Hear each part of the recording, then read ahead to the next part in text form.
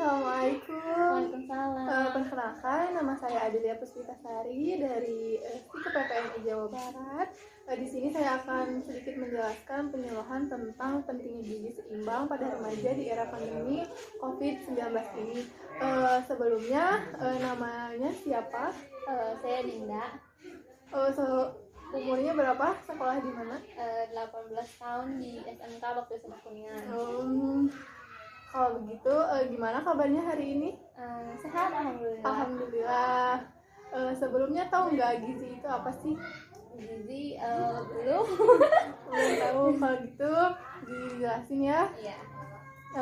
Nah, pengertian gizi itu adalah gizi sendiri suatu proses organisme menggunakan makanan yang dikonsumsi secara normal melalui proses digesti, absorpsi, transportasi, penyimpanan dan metabolisme, dan pengeluaran zat-zat yang tidak digunakan untuk mempertahankan kehidupan, pertumbuhan, dan fungsi normal dari organ-organ serta menghasilkan energi. Nah, di sini juga di dalam pelajaran ahli gizi ada yang disebut triguna makanan. Nah, yang pertama ada makanan sumber zat tenaga.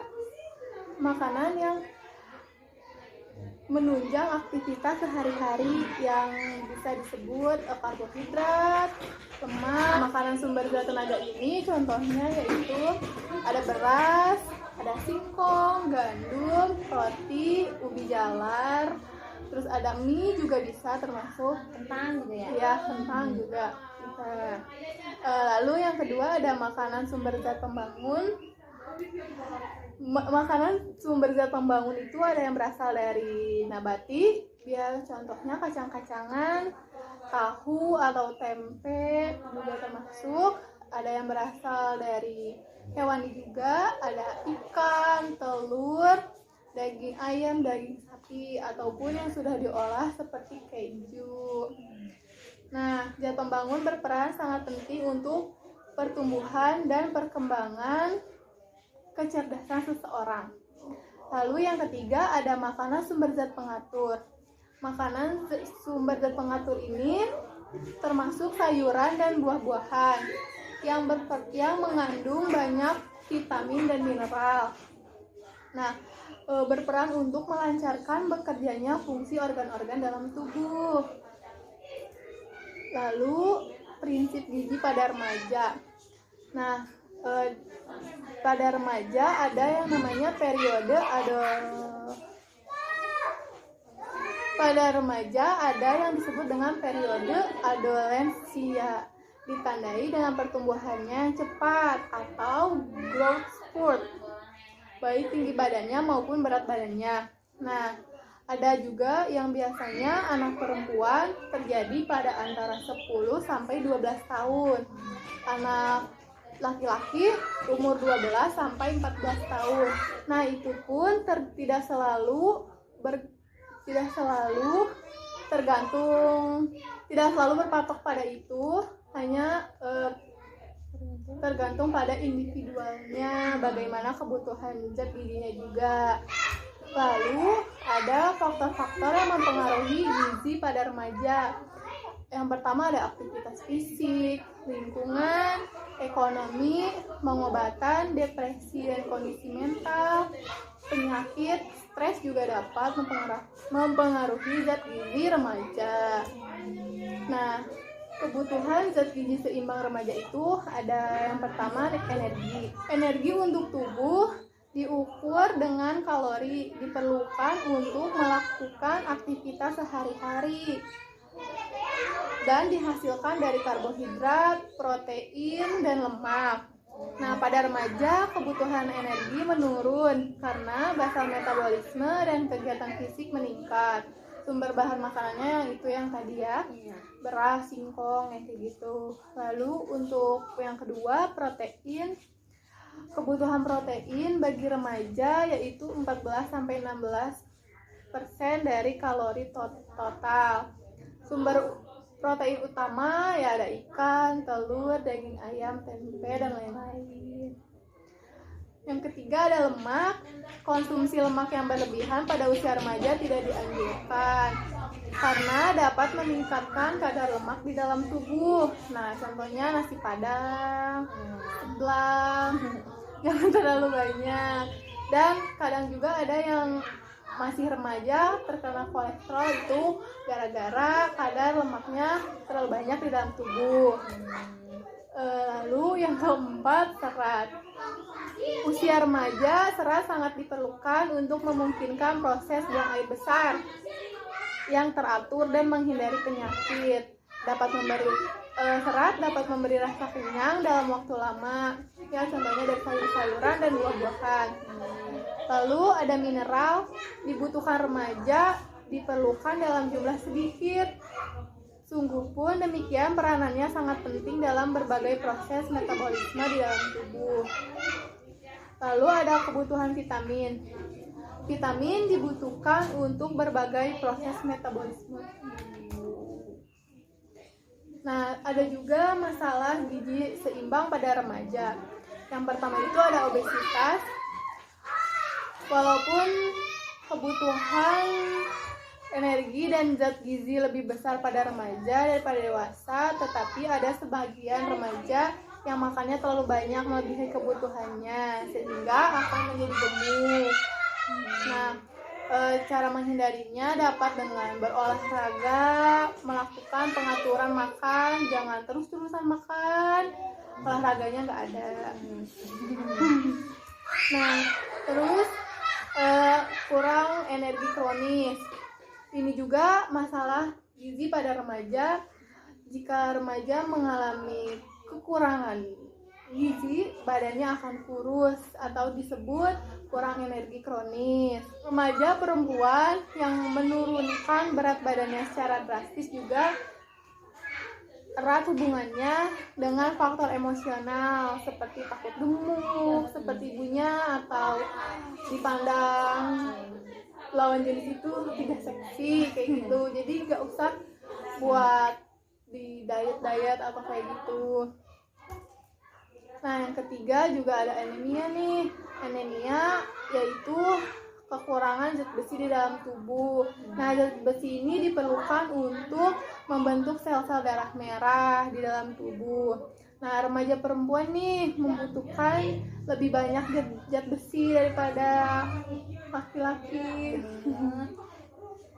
Nah, kalau mau meningkatkan zat besi di dalam tubuh dapat mengonsumsi seperti daging, hati, ikan, ayam. Selain itu makanan yang tinggi Fe atau zat besi. Nah, kadang kan kalau di sekolah suka dikasih tablet tambah darah untuk yang perempuan. Nah, itu untuk mencegah anemia. Lalu pola makan yang baik. Nah, di sini ada yang sangat dianjurkan untuk mendapatkan kecukupan gizi bagi remaja ya. Yang pertama, syukuri dan nikmati aneka ragam makanan. Banyak makan sayuran dan cukup buah-buahan. Jangan makan junk food atau makanan yang cepat saji terlalu sering dan terlalu banyak. Itu tidak baik bagi tubuh. Lalu, biasakan mengonsumsi lauk pauk yang mengandung protein tinggi seperti ikan, daging, telur, proteinnya tinggi. Lalu, biasakan mengonsumsi aneka ragam makanan pokok juga. Jangan terlalu beras, terus mie, terus jangan jadi harus simple. Jadi berbagai macam dicobain ya. Lalu batasi konsumsi pangan manis, asin, dan berlemak. Nah, kalau banyak juga mengonsumsi yang manis dapat menyebabkan diabetes, yang asin juga hipertensi. Terus yang berlemak, nah bisa jadi kolesterol di usia remaja, jadi harus dibatasi. Terus ada biasakan minum air putih yang cukup dan aman, itu harus 8 gelas setiap hari. Lalu biasakan membaca label pada kemasan pangan. Kalau di supermarket sebelum membeli dibaca dulu labelnya, expirednya, kandungannya harus dibaca. Lalu cuci tangan pakai sabun dengan air bersih mengalir. Nah, pada saat COVID kayak gini kan harus juga tuh mencuci tangan sering, menghindari kontak langsung dengan orang, menghindari kuman. Sebelum makan dan sesudah makan juga harus mencuci tangan. lakukan aktivitas fisik yang cukup dan pertahankan berat badan normal. Nah, cegah tertular COVID-19 dengan makanan bergizi seimbang. Ada lauk pauk, buah-buahan, makanan pokok, sayuran. Jangan lupa juga untuk mencuci sayur dan buah sampai bersih. Lauk dimasak dengan matang dan hindari gula, garam, dan lemak berlebihan. Nah, sampai di sini apakah ada yang ditanyakan? Kalau untuk waktu ideal untuk makan itu kapan ya? Dan berikan saya contoh satu hari aja. Kalau misalkan gimana itu menu satu hari? Oh, nah untuk waktu ideal makan itu sendiri ya dari pagi nih, sarapan pagi itu bagusnya dari jam 7 sampai jam 8 dan tidak boleh lebih dari jam 10.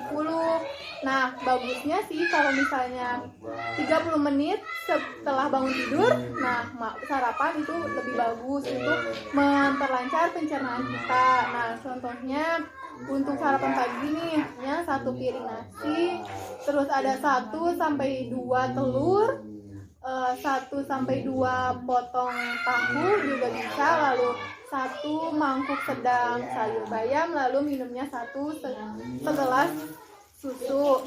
Nah, setelah itu apabila jam 10 atau jam 11 sudah merasa lapar, sebaiknya cemilan. Nah, cemilannya bisa seperti buah-buahan, 2 buah jeruk atau apapun buah boleh.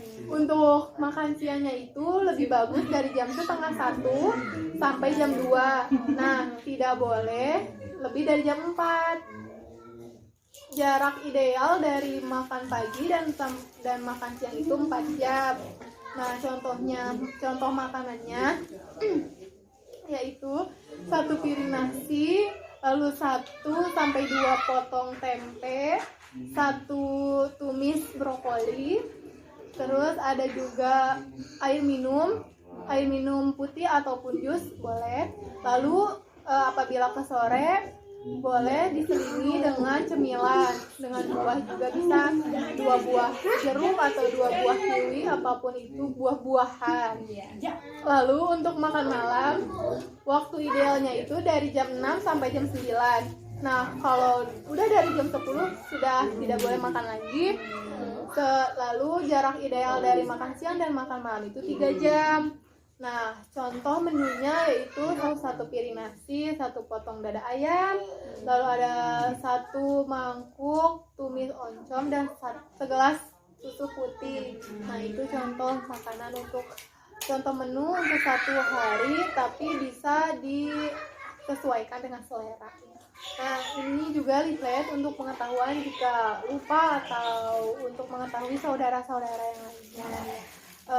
Saya sekian, cukupkan. Mohon maaf apabila ada kesalahan. Wabillahi taufiq wal hidayah. Wassalamualaikum warahmatullahi wabarakatuh. Waalaikumsalam. Terima kasih.